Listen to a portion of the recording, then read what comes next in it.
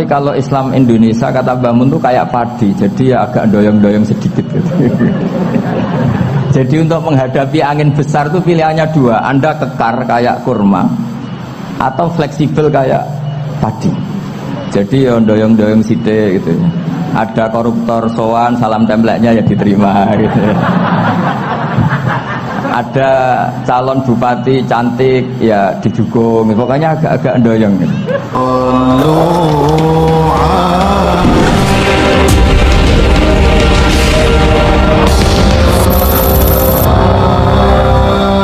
Niki saya hadir perjalanan terpanjang karena 1 tahun. Jadi saya dari rumah 2020 sampai sini 2021. Jadi ini perjalanan yang ekstra. Saya mau cerita sebentar tentang khol. Dulu 84 guru saya Kiai Haji Maimun Zubair, semua mas saya se-Indonesia rawuh ke sini untuk muktamar, termasuk bapak kandung saya Kiai Haji Nur Salim ikut datang, ikut menyaksikan betapa pondok ini zaman itu masih Kiai As'ad jadi tonggak sejarah penting dalam NU, yaitu kembali ke Khittah 26.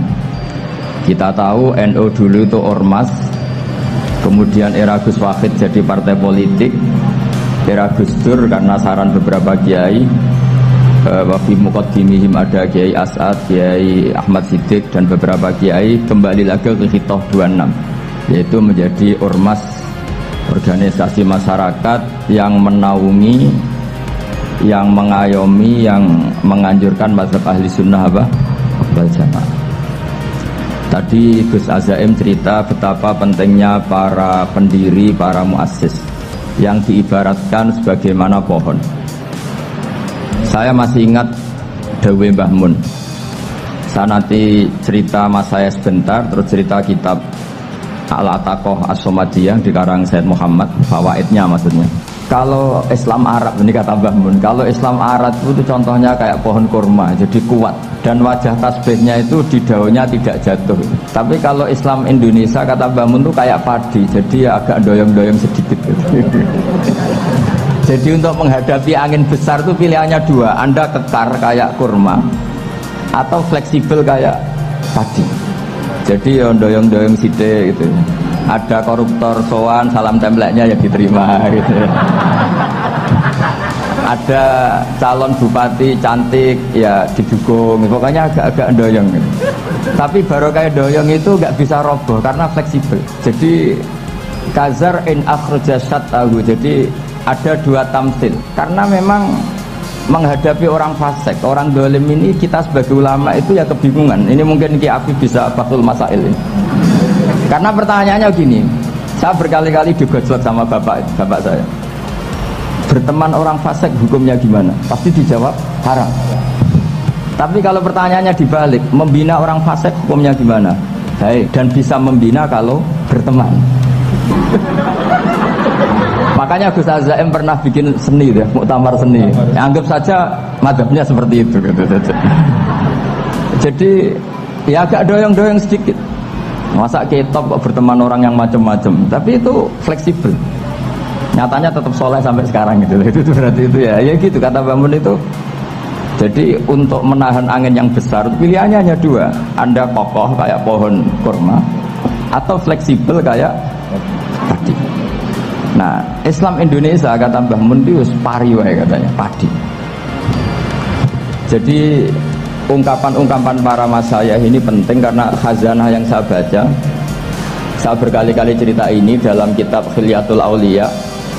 Itu Abu Nu'aim Al-Asfihani cerita tentang riwayat Sufyan bin Uyainah. Ini gurunya Imam Syafi'i.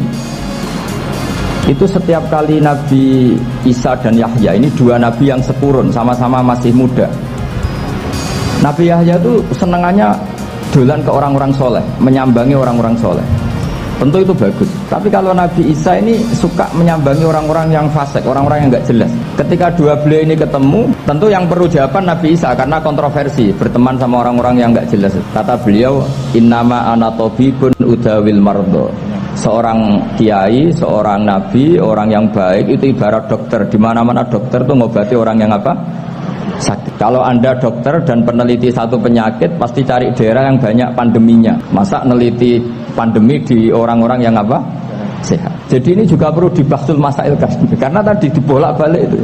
Berteman orang fasik hukumnya haram karena wa in kana dasarrin fajanibhu sur'atan. Tapi kalau bina orang fasik hukumnya baik. Bisa bina kalau berteman.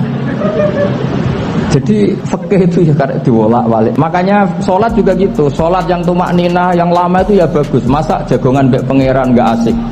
Jagongan sama teman aja asik. Masa jagongan sama pangeran tidak apa? Asik. Tapi kalau Ibnu Abbas sholat tuh cepat. Ketika ditanya kenapa kalau anda sholat cepat? Setan baru tata-tata mau goda sudah selesai. Karena setan itu ya jaga jaim tuh, jaga image. Jadi kalau mau goda orang itu ya surinan dulu, macak-macak dulu. Ternyata mau ke situ sholatnya sudah selesai. Lah kebetulan mazhab saya itu yang kedua itu gitu. Jadi kalau Gus Azaim itu sholat lama sekali. Itu ada mazhab tandingan, yaitu mazhab saya. Itu karena ini sepuh saya, meskipun top beliau tapi sepuh saya. Saya sudah 50, beliau baru 40 gitu.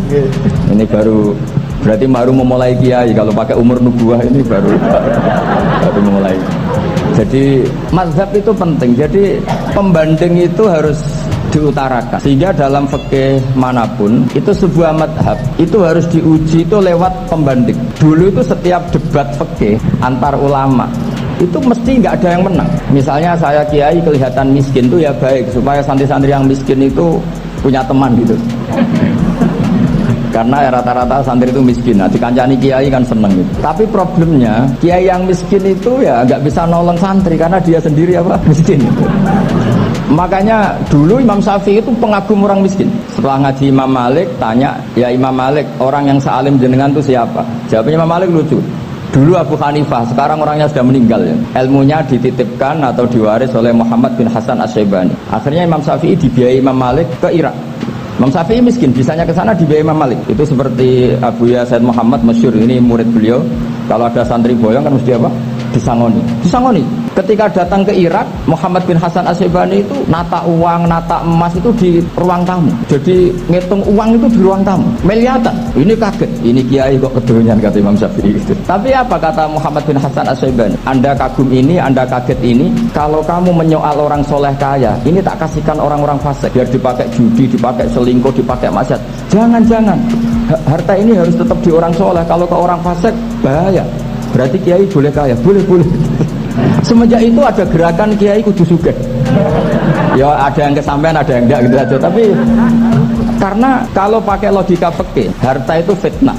Oke, seakan-akan harta itu masalah. Tapi kalau ini dikuasai orang dolim, maka masalah besar. Jika orang-orang soleh ini harus juga menguasai harta. Nah, terus lama-lama dikiaskan kekuasaan. Kalau yang kuasain orang fasik, orang tidak sholat ribet. Akhirnya kiai terus dukung. Ya akhirnya ke politik tadi. Nak menawa bupatinya kena diatur gitu. Diatur kon sholat, orang ngasih proposal, maksudnya diatur keng sholat maksud. Ini cerita-cerita apa logika. Makanya saya sering ngaji kitab-kitab itu, diantara yang saya suka adalah ada dialog besar yang terjadi di antara orang-orang pilihan, termasuk bahkan di antara para nabi dan Tuhan.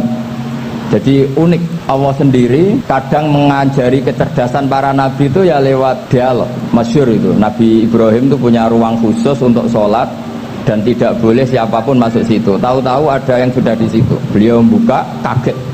Siapa memberi izin ke kamu? Yang punya rumah ini. Saya yang punya rumah dan saya tidak memberi izin kamu. Yang memberi izin saya itu yang punya saya, kamu dan rumah ini. Yaitu Allah Ta'ala katanya. Wah berarti kamu malaikat dong? Iya saya malaikat Israel. Disuruh nyabut nyawa kamu kan? Ya agak sopan karena nggak pernah mondok di Salafiyah itu namanya malaikat Israel itu. Itu akhirnya Nabi Ibrahim bilang, wah itu keliru, Anda pasti keliru. Hal ra'aita habiban yumitu habibah, hal ra'aita khalilan yumitu khalilah. Saya ini Khalilur Rahman, saya ini kekasih Allah. Masa ada kekasih bunuh yang dikasih? Itu Israel akhirnya ngaji, masuk akal juga. Ternyata perintah ini mungkin hoax ya. Pokoknya dia terus mikir akhirnya. Iya ya, masa ini kekasih Allah kemudian oleh Allah dibunuh, dimatikan. Terbanglah Israel, matur lagi, ya Allah, kata Ibrahim, hal ra'aita khalilan yumitu khalilah. Masa kekasih bunuh yang dia apa? Kasih. Kayaknya masuk akal Gusti. mulai ngaji lah kira-kira gitu malaikat. Akhirnya oleh Allah dijawab, ya sudah begini, kamu datang ke Ibrahim bilang hal ra'aita habiban yakrahu ayyalqa habiban. Masa kekasih tidak siap ketemu yang dikasih. Nah, jadi akhirnya Nabi Ibrahim Israel datang lagi. Logikanya sekarang enggak gitu, begini katanya diajarin. Hal ra'aita habiban yakrahu ayyalqa habiban. Masa kekasih tidak siap ketemu yang dikasih. Kata Ibrahim, oke, ya, terus mau meninggal. Jadi kalau jenengan cinta betul sama Allah ya harus, ya tidak usah, jangan sekarang tapi. Kalau mati di rumah aja, kalau di pondok ngerepotnya kiainya nanti itu. Tapi nanti setelah punya cucu banyak lah. Nah, barokahnya baca ini, dialog-dialog orang pilihan ini akan tersibak. Karena tidak dalam semua kebaikan itu nggak ada logikanya, rata-rata ada logikanya. Misalnya begini, kalau Anda orang soleh, kemudian anak Anda pamit mau sekolah di Jerman, pilihan Anda mengizinkan apa enggak? Karena potensi jadi fasik ya tinggi, karena di tempat-tempat potensi berdakwah dari daerah yang untuk daerah yang tidak ada dai-nya menjadi ada. Itu mesti ulama itu berdebat. Misalnya punya anak pamit mau kembali atau keluarga. Yang satu cara berpikir optimis. Awal ada dai di beberapa negara Eropa itu ya barokahnya imigran, pekerja, mahasiswa. Dan semua itu bumi Allah, harus ada tasbih, harus ada tahmid. Dan itu harus dimulai dari kemauan atau mengizinkan anak asuh kita ke sana. Tapi di sisi yang lain potensi jadi fasik itu tinggi sekali. Momennya iman pas-pasan. Nah, hal-hal seperti ini itu pasti jadi perdebatan. Dan kita harus menjawab. Dan tadi kayaknya di semua Basul Masail Pondok Salafiyah jawabnya pede semua, nggak ada ragu, nggak ada khilaf. Baguslah kalau pede. Meskipun nanti mungkin ada ulama lain yang cara berpikir apa? Berbeda. Sehingga ini saya cerita ya. Sehingga di kitab-kitab fikih, misalnya saya kok hidup di Bali sudah punya komunitas ngaji, itu kok saya pindah ke Sukorejo sini, banyak ulama yang mengatakan haram. Karena membiarkan bumi Allah yang sudah pernah ada orang yang sujud kemudian ditinggalkan kosong dan kemudian dikuasai orang yang tidak sujud. Jadi dianggap itu pembiaran. Jadi banyak di kitab Qalyubi, sarahnya Mahalli, jika ada seorang muslim yang hidup di negara orang kafir, dia nyaman, tidak dapat teror, itu nggak boleh lagi pindah ke negara Islam yang sehat. Karena takutnya li Allah yastau liyal kafir tilkal buka, supaya bumi itu tidak dikuasai orang kafir. Jadi ini hal-hal yang para fuqaha itu harus berdebat. Karena ini masalah-masalah furu'iyah.